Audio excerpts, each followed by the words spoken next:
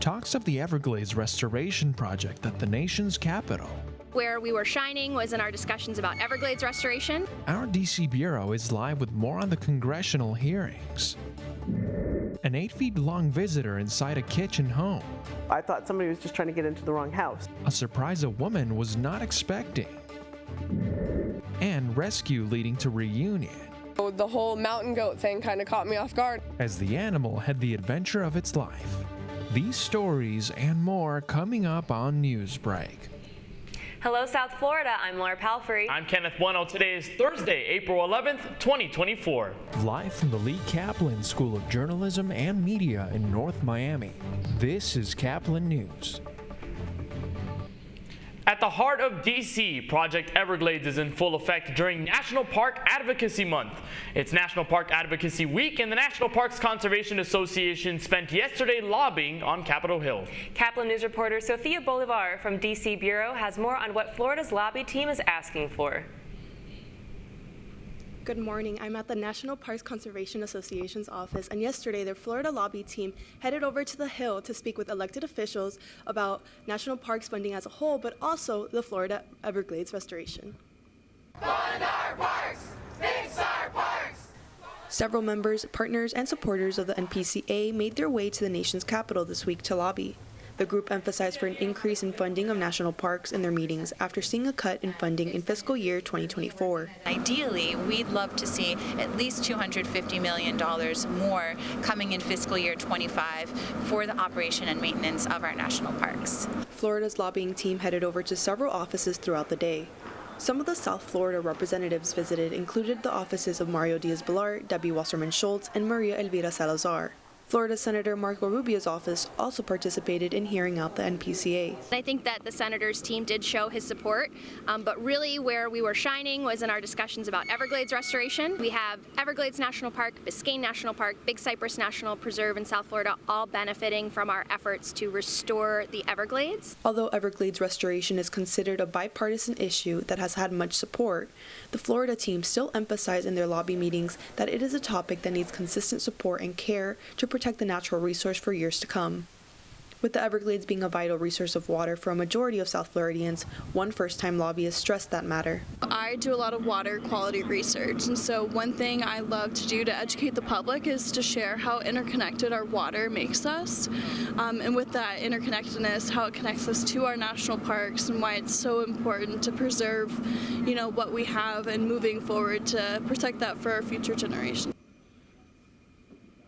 After a long day of lobbying yesterday, the NPCA hosted their annual Salute to the Parks events where they honored and celebrated those who speak up for our beautiful national parks. Reporting for Caplin News from Washington, D.C., I'm Sofia Bolivar.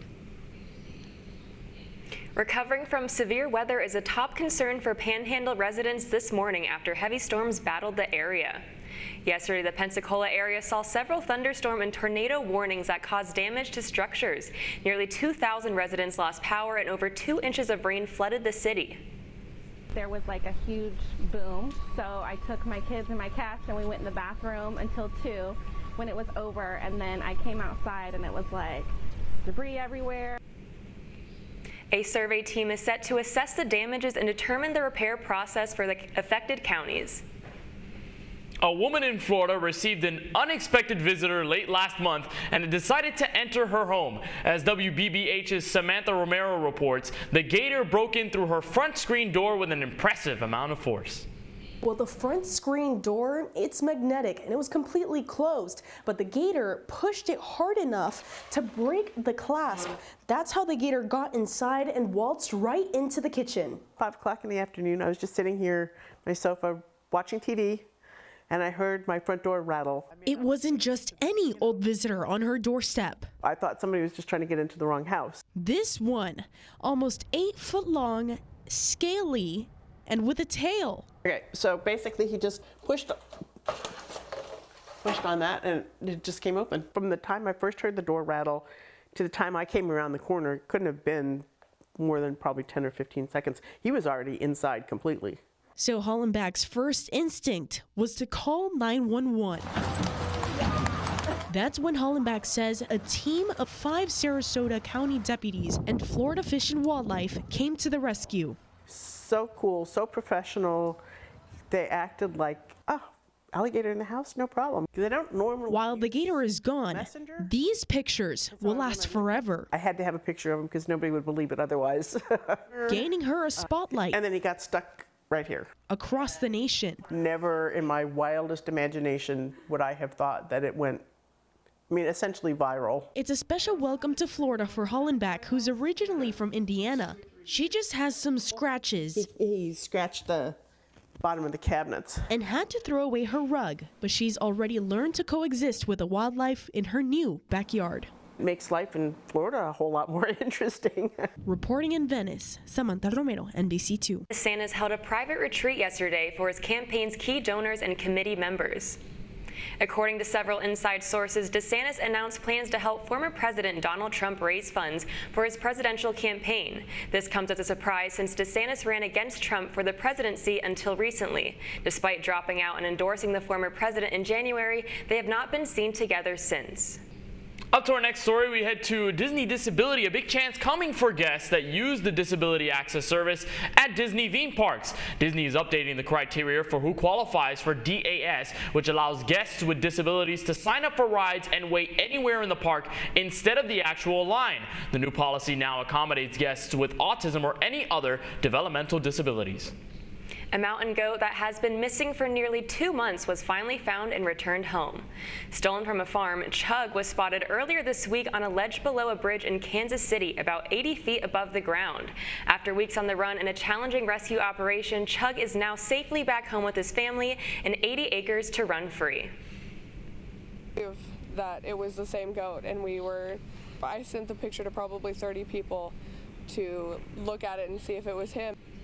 The struggling Marlins looking for a much-needed W. That's still ahead, and so is this story. That's Kevin Love knocks down another three. The Heat are looking to avoid having to participate in the play-in games. Newsbreak will be back in 2 minutes. How prepared is your family if a tornado shows up at your doorstep, or a flood, or a hurricane? You can't just turn away a natural disaster. That's why it's important to go to ready.gov/plan now. It has the tools and tips you need to make an emergency plan with your family. So if disaster comes knocking, let's go. You'll be ready to help keep your family safe. It's just a pizza. Yes. Make a plan today. FIU wasn't really my first choice, but, I grew up wanting to be a Hurricane, but that didn't work out, so I'm here now, I guess. Hey, man. Your shoes untied. Thank you, bro. Yeah, no problem. Should have done that against Georgia Tech.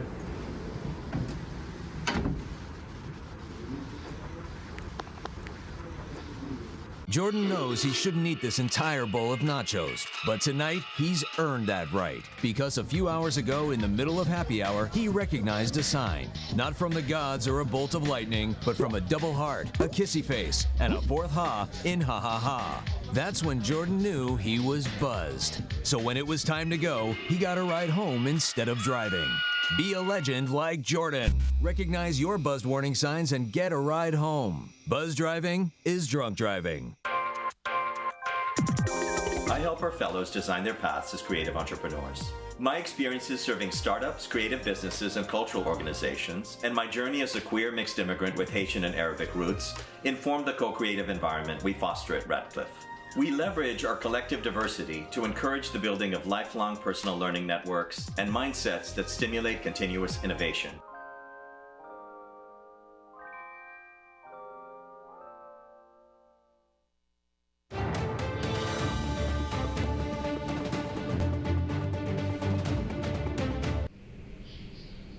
It's a must-win game for the Heat if they want to avoid a playing game. For the second season in a row, the Miami Heat sit on the fence in pursuit of the playoffs after a defeat against the Dallas Mavericks at home. At the Kaseya Center yesterday, Miami could not stop the 1-2 punch of Kyrie Irving and Luka Doncic, with each putting in at least 25 or more points. Dallas pulled away to a 22-point lead at halftime and never looked away. Tyler Hero led the way for the Heat with 21, but Miami fell short with a final score of Dallas 111, Heat 92. The Heat will host 2 games against the Toronto Raptors starting tonight. In an unexpected turn of events, the Miami Marlins stand as the only South Florida team with a win from last night after defeating the New York Yankees. This victory marks their second of the season so far. Facing a possible sweep, Jake Berger hit a 3-run homer and did it on his 28th birthday. The Fish took the momentum for the win. The final score was Marlins 5, Yankees 2. The Marlins come home to play the Atlanta Braves tomorrow at 7:10 p.m. The journey through the CONCACAF Champions Cup ended for Inter Miami after traveling to Mexico to face Monterrey. In Lionel Messi's return to the pitch, the Herons aimed at chasing down an aggregate, but goals from Brandon Vasquez, Germán Berterame, and Jesus Gallardo helped Monterrey stay ahead and eliminate Miami. The final score of the game was Monterrey 3, Inter Miami 1. The team visits Arrowhead Stadium in Kansas City to play Sporting KC on April 13th. Stick around, you're watching Newsbreak, and we're coming right back after this. Severe weather can strike anytime, anywhere, but there's a simple way to stay safe. Hey, Jim Cantori here. I stay safe in dangerous weather by planning ahead. You can stay safe too with a few easy steps. Build an inexpensive kit with supplies for your family's needs. Write down important information like phone numbers and medications. Always talk with your family, and remember any pets in your planning. Be ready, be safe. Start your plan today at ready.gov/plan.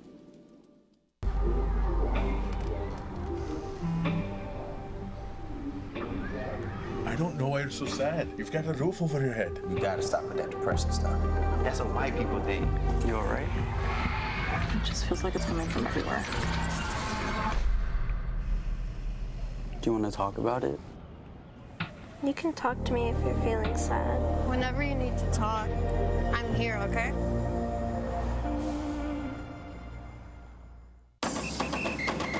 If you're buzzed and doing this,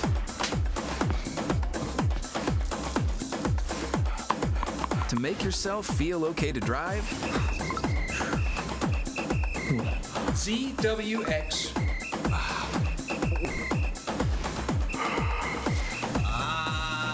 you're not okay to drive. YGKLVW. Regular you.